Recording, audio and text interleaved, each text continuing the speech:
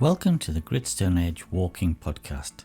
Today's walk is along the grandest of the Peak District gritstone edges. Welcome to Stanage.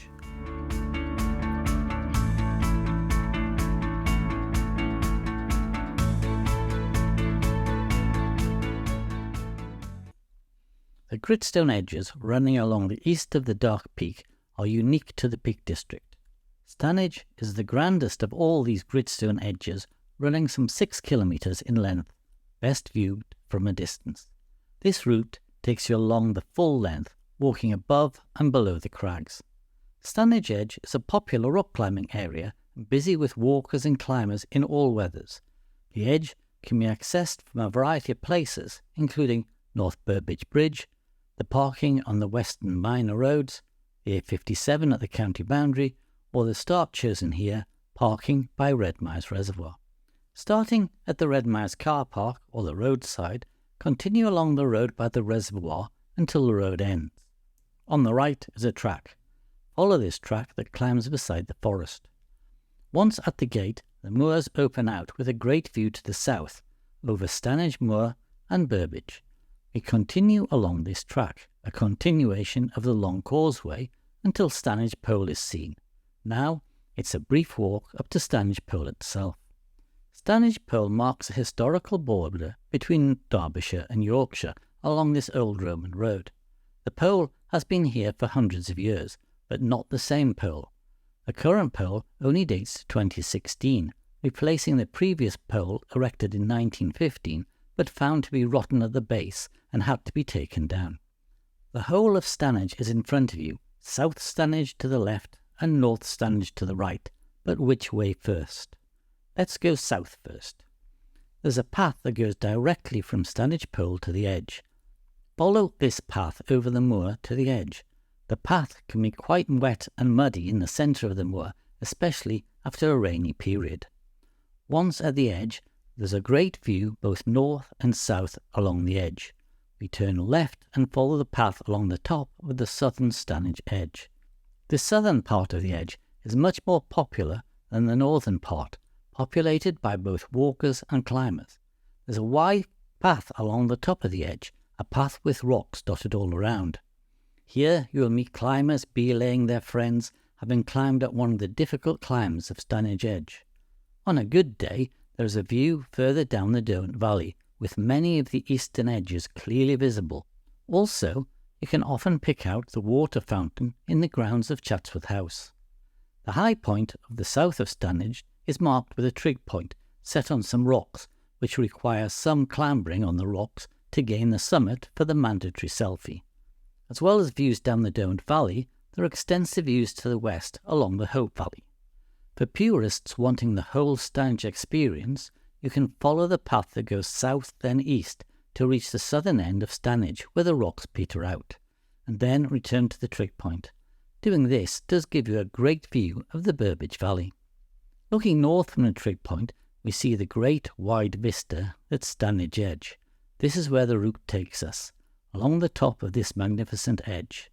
Leaving the trig point, we retrace our steps north for around 2 kilometres. Keep an eye out for the magnificent views west along the Hope Valley, east over Broomhead Moor, and indeed north along the edge. At about 2 kilometres, the long causeway coming from Redmires Reservoir is visible. Stanage Pole is clearly visible from the edge. Climb over the fence and follow the path to the causeway. Follow the track for a short way west until a surprisingly narrow path is taken to reach the main path along the northern half of the edge. We'll follow this narrow path, then climb the initial slope. From here, the second trig point can be seen. The path is followed to reach this trig point, the high point of Stanage Edge at high neb, which is 458 metres above sea level. Often this area is very muddy, but still great views as you would expect. On the way to this trig point, you will see 2 buildings on the east side of the path. The first is a shelter, presumably for shooting parties. It can provide shelter from any winds, but the floor is quite muddy. And the second is a more substantial ruin, again used in the past by the estate. The route now continues along the path on the top of the edge. The edge is less popular in this area. There are fewer walkers and climbers on this northern section of the edge. Even on a busy day, the top end of Stanage is still a quiet and tranquil place. Follow the top of the edge until the rock becomes less distinct over Stanage End. Eventually, a wall is reached, where the top path meets the lower path. Here are the remnants of an old quarry. Look out for 2 distinct marker stones with WW and WM carved on them. These indicate the boundary between shooting estates. This is the time to turn around, and maybe a coffee, looking north and west over the A57 to the northern moors of the Peak District. If the wind was in your face, it's now at your back, and the sun is likely to be straight ahead to give a different aspect to the edge. Follow the narrow and sometimes confusing path along the bottom of the edge. There are many paths, and there are a few wet areas to negotiate. You can follow the map on your phone to make sure you're on the correct path, but it doesn't matter which you take.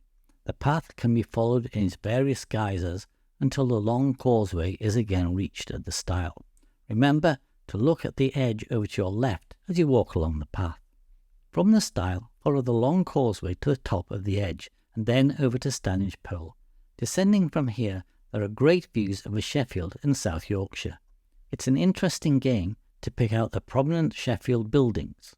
A large power station over to the east past Doncaster can be visible on a clear day. We follow the uphill track back to the edge of Redmires reservoir and then follow the road back to the car. This has been a great walk along Stanage Edge. This is a popular edge with both climbers and walkers. Some days, especially New Year's Day, it can feel like the whole of Sheffield is out, but the northern part can be tranquil even on these busy days. This has been Stanage Edge, the grandest of the edges.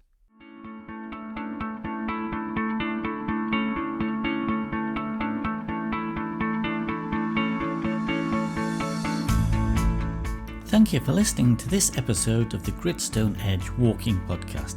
Remember to visit the site gritstoneedge.co.uk for details of this and other walks in the Peak District.